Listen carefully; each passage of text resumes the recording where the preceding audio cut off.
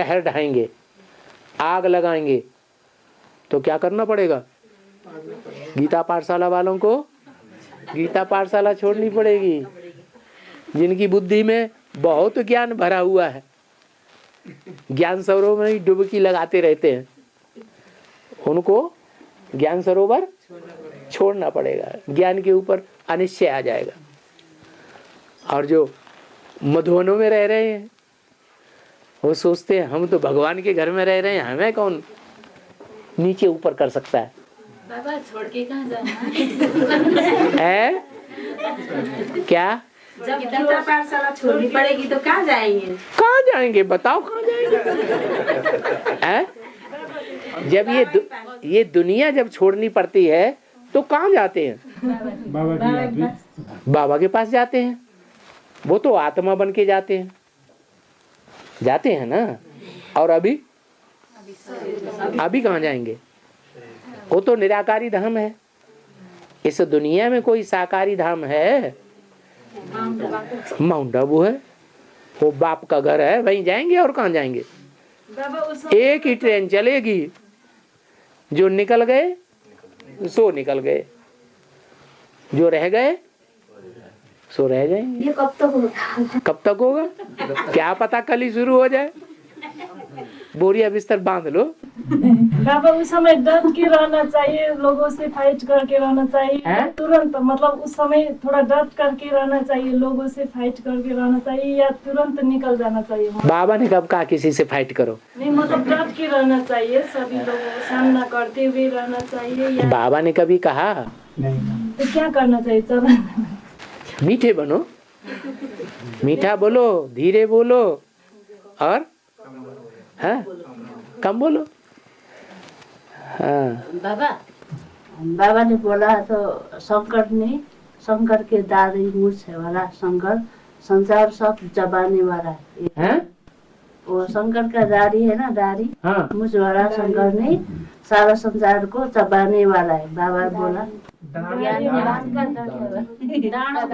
शास्त्रों में दिखाया है, गीता में ऐसा श्लोक आए हैं, दंष्टा करालानि चते मुखानि, माने भगवान जब विकराल रूप धारण करते हैं तो दिखाते हैं कि सारी दुनिया उनके दाढ़ों के बीच में चबाई जा रही है।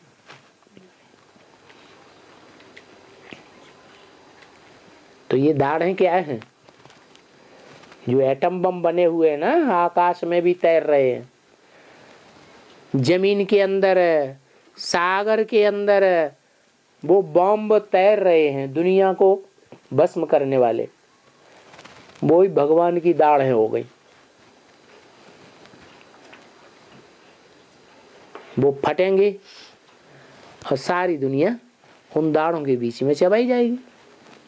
बाबा भक्ति मार्ग में माँ दुर्गा के 8 हाथ 9 हाथ दिखाते, कौन सहयोगी हाथ? 9 हाथ दिखाते कि 8 हाथ दिखाते? 9 हाथ, 8 हाथ। कौन सहयोगी है? 8 हाथ का मतलब ये है कि जो दुर्गा है वो 4 आत्माएं विशेष हैं, युगल जोड़ी, दाएं हाथ की और बाएं हाथ की। बायां हाथ तो स्त्रियों का होता है।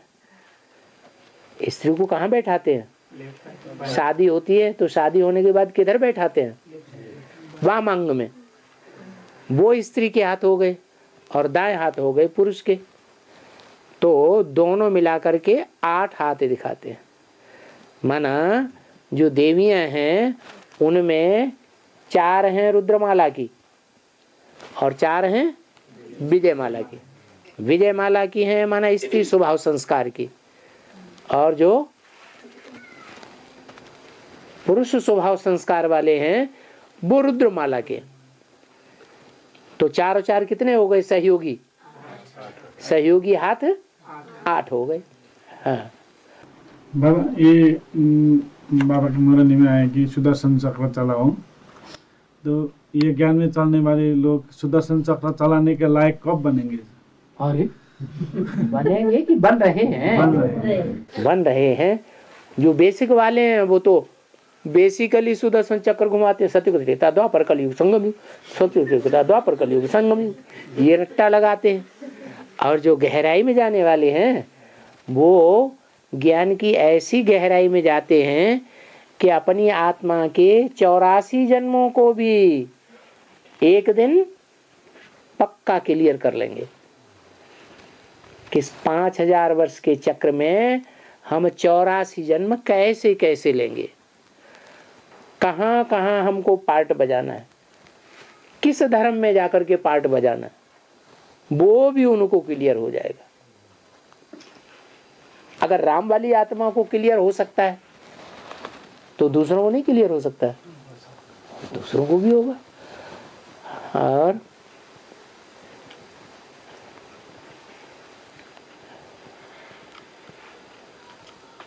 आत्मा एक्टर है ना, आत्मा क्या है?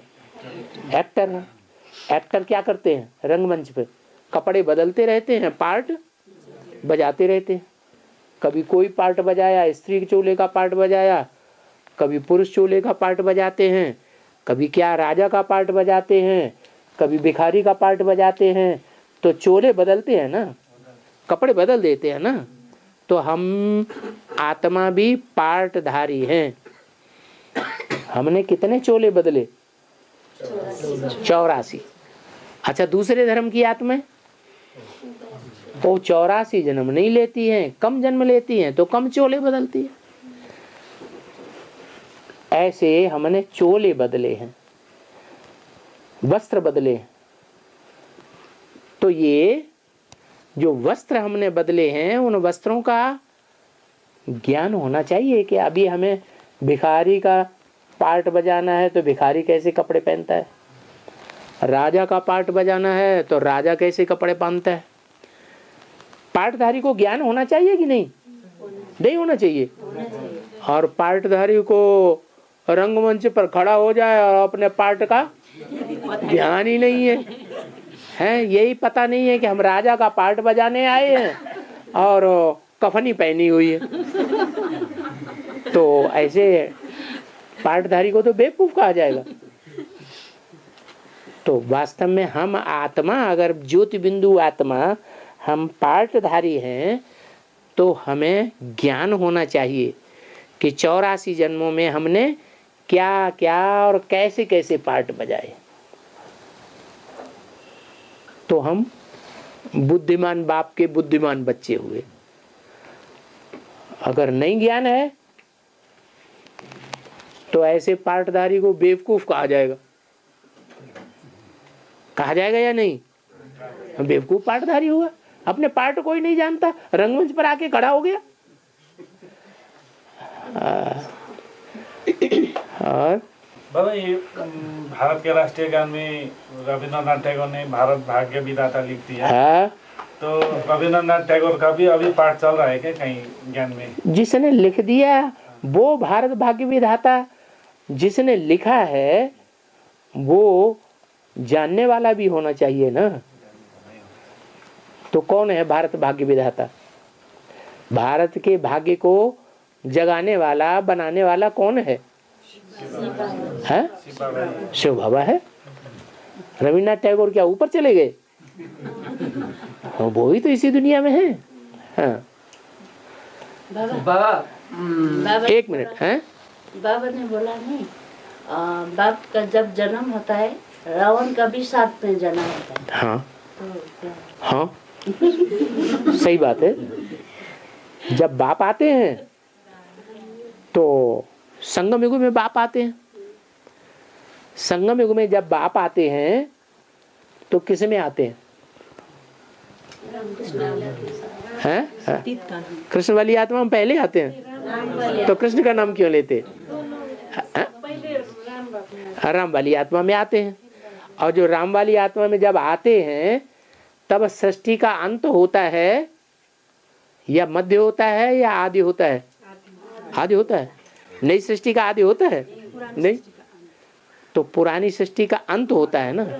तो पुरानी सृष्टि के अंत में सारी आत्माएं तमो प्रधान बन जाती है ना, और राम वाली आत्मा भी तमो प्रधान बन जाती है। तो जो और आत्माएं तमो प्रधान बनती हैं, उन तमो प्रधान आत्माओं के बीच में सबसे जास्ती तमो प्रधान कौन होता है?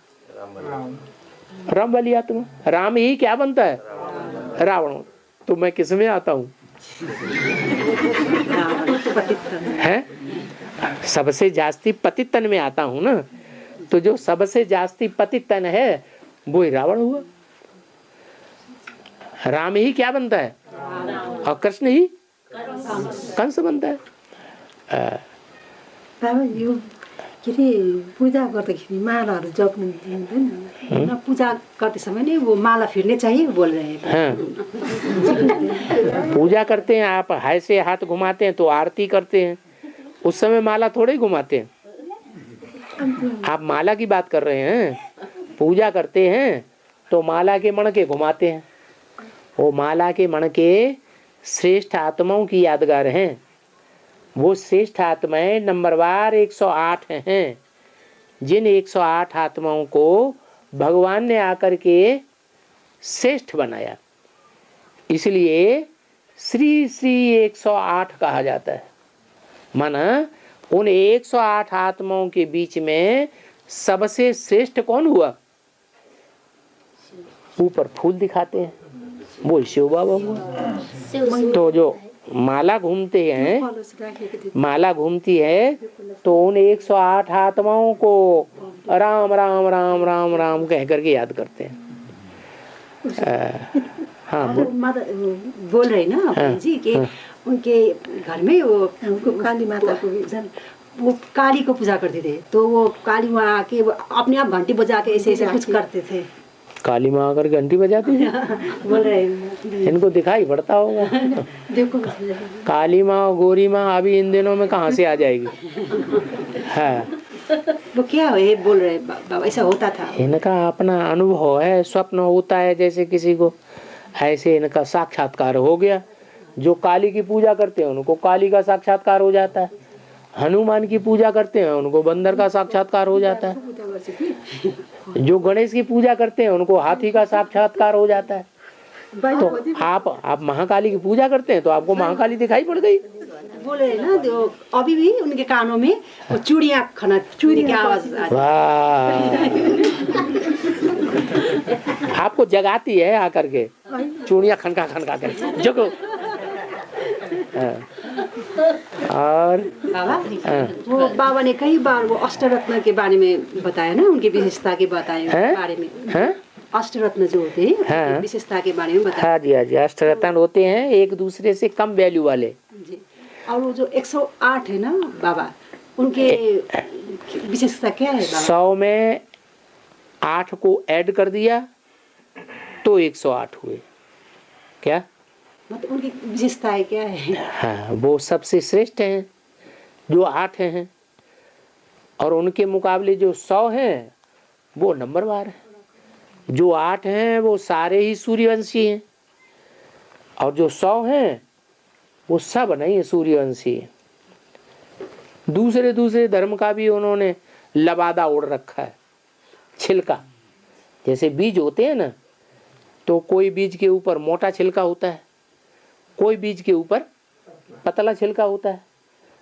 तो ये लबादा ओढ़े हुए हैं, दूसरे दूसरे धर्म का भाव स्वभाव संस्कार का लबादा चढ़ा हुआ है बीजों के ऊपर। अब जिनका मोटा छिलका होता है उनको धर्मराज के ज्यादा डंडे लगते हैं। डंडे मारने से बीज का छिलका उतरता है ना। हाँ, और किन का बहुत अच्छा महीन छिलका होता है, ज्ञान सूर्य आकर के ज्ञान के डंडे मारता है तो वो छिलका उतर जाता है। ज्ञान की बातें तो शिव बाबा की मीठी मीठी होती है ना, उन मीठी मीठी बातों को सुन करके ही उनका छिलका उतर जाता है। वो कब तक प्रत्यक्ष होंगे? वो कब तक प्रत्यक्ष होंगे? जब ज्ञान चंद्रमा अस्त होगा और ज्ञान सूर्य प्रकट होगा तो नंबरवार 10 साल के अंदर वो सभी प्रत्यक्ष हो जाएंगे। जो 8 नारायण है, जो एक नारायण होता है ना, वो एक संदर्भ एक नारायण है। एक नारायण जो 8 नारायण में तो एक नारायण वो चंद्रवंशी में भी शामिल करते हैं, हाँ। सूर्यवंशी में भी शामिल करें। 8 नारायण है सूर्यवंशी, और जो उनमें अंतिम नारायण है वो लोन लेके राजा ही चलाता है। चंद्रवंशी में भी शामिल होते हैं वो, और सूर्यवंशी में होता है। नहीं। बाबा ने बताया मुरली में। नहीं, वो चंद्रवंशी में शामिल तब हो जाता है जब उसके ऊपर लोन ज्यादा चढ़ जाता है, तब वो नीचे गिर जाता है। और लोन लेके राजा ही चलाई तो क्या चलाई। और अच्छा बाबा, हाँ, सत्य युग और त्रेता युग में जो आत्मा नहीं आते हैं, नहीं आती है, अब जो द्वापर युग से आते हैं, आती है। हाँ, वो आत्मा सत्य और त्रेता में कहाँ पर रहते हैं? हैं? सत्य युग और त्रेता में वो आत्माएं कहाँ पर रहते हैं? सतयुग त्रेता में आती ही नहीं तो प्रकट कहाँ से होंगी। कहीं तो रहते होंगे ना। परम धाम में। परम धाम में रहना तो अच्छा है ना। हैं? परम धाम में रहना तो अच्छा है ना। ऐसा है, अच्छा ही है ना। अच्छा है। कम जन्म लेना अच्छा है, कीड़ा मकोड़ा बनना अच्छा है। जैसे पतंगे होते हैं ना दीपावली पर, सुनो सुनो, परम धाम में रहते हैं। जो दीपावली पे पतंगे आते हैं ना, तो पतंगे रात को आते हैं और सवेरे को सब मर जाते हैं। तो एक आधा जन्म लेना अच्छा है इस सृष्टि में। जो लास्ट में आत्माएं आएंगी वो श्रेष्ठ होंगी, या जो सतयुग के आदि में आएंगी वो श्रेष्ठ होंगी। वो देव आत्माएं हैं, वो 16 कला संपूर्ण सुख भोगती हैं। जो कलयुग के अंत में आत्माएं उतर रही हैं अभी, उनको तो कलाहीनता वाली आत्माएं हैं। वो क्या सुख क्या होता है जानती ही नहीं, असली सुख क्या होता है। तो परम धाम में पड़ा रहना अच्छा, या इस सृष्टि पर आकर के जीवन मुक्ति भोगना अच्छा। जीवन में रह करके सुख भोगना अच्छा, या जीवन ही खत्म हो जाए, न सुख भोगे न दुख भोगे, वो अच्छा। अच्छा सोते रहो, गहरी नींद सो जाओ। इनको गहरी नींद वाली ऐसी गोलियां दो जो बिल्कुल सो ही जाए। ऐसा चाहते हैं आप? नहीं चाहते। बस सबको ये चाहता है कि हमारी जिंदगी भी रहे और जिंदगी में हम सुख भोगें, दुख न भोगें। यही हमारी सबकी चाहना है। ऐसा तो कोई नहीं चाहता कि हम हमेशा नींद में बने रहें, सुसुप्ति में चले जाएं। परम धाम में जाना माना जड़वत, आत्मा की चैतन्यता ही जैसे खत्म हो जाती है। न वहां सोचना, न वहां कुछ करना, न कुछ धरना। क्या फायदा? मतलब कोमा में बैठना जैसे होगा। कोमा में जैसे हो गए। बाबा बोलते हैं कि वहाँ तो परम धाम में रहते हैं जो आत्मा, वो पवित्र होते हैं बोलते हैं। अपवित्र कब होते हैं? शरीर धारण करेंगे तब अपवित्र होंगे, कि बिना शरीर धारण किए अपवित्र हो जाएंगे? शरीर धारण करते हैं तो पहले सुख भोगते हैं, बाद में शरीर के सुख भोगते भोगते आत्मा तमो प्रधान बन जाती है। और वहां तो शरीर है ही नहीं, तो काहे का सुख और काहे का दुख। और बाबा हनुमान को ज्ञान गुण सागर कहते हुए भी इनको ये पशु की तरह जो शरीर दिखाया है, हाँ, तो क्यों है ऐसा? वो बंदरों का हेड है इसलिए। बंदर विकार में जाने वाले होते हैं ना, बड़े कामी होते हैं। बंदर का काम पाना देगा, काम विकार, एकदम पेड़ की चोटी पे चढ़ जाएगा और वहां बंदरिया को लेके काम विकार भोगेगा। इतना बेशर्म होता है। आज के आदमी भी देखे बेशर्म होते जाते हैं कि नहीं है? हाँ, विदेशी सबसे ज्यादा देखने में आएंगे। यहाँ तो बहुत सैलानी घूमने के लिए आते हैं, नेपाल में ढेर सारे आते हैं। बस गले में हाथ डालेंगे, एक दूसरे को चुम्बा चुम्बी करते रहेंगे सबके सामने। उनको कोई यही नहीं है कि हम क्या कर रहे हैं। तो बंदर हुए ना। बंदर जो होता है बड़ा कामी होता है, बड़ा क्रोधी होता है। इतना क्रोधी होता है कि अगर बंदर आपस में जब लड़ते हैं ना और उनके सामने डंडे डाल दिए जाएं, तो वो एक दूसरे को चपट के गट्ठा बन जाता है। गट्ठा गोल गोल घूमता ही चला जाता है, काट काटते रहते हैं, पकड़ते रहते हैं, और डंडे हाथ में डालते डंडे भी मारेंगे। बहुत क्रोधी होते हैं। लोभी इतने होते हैं कि अगर चना उनकी मुट्ठी में बंध जाए, वो क्या कहते हैं, मटकी में हाथ डाला और चना उसमें मुट्ठी में बंध गया तो वो उसको फोड़ेंगे नहीं। वो हाथ ऊपर उठाए चारों तरफ फिरता रहेगा। इतना लोभी होता है। मोही इतना होता है कि बंदर का बच्चा अगर मर जाए तो बंदरिया है तो बंदरिया उसके चिपटाई रहेगी महीने भर तक, खाकर को सड़ता रहेगा, बदबू निकलती रहेगी तो भी चिपटाई रहेगा। और बंदरिया मर जाए तो बंदर उसको चिपटाई रहेगा। इतना मोही होता है। और अहंकारी इतना अहंकारी होता है, इतना डील डॉल वाला हाथी भी अगर जाएगा ना रास्ते से तो उसको घुड़की मारेगा। ऐसे आज के मनुष्य हो गए हैं बंदर से भी बदतर।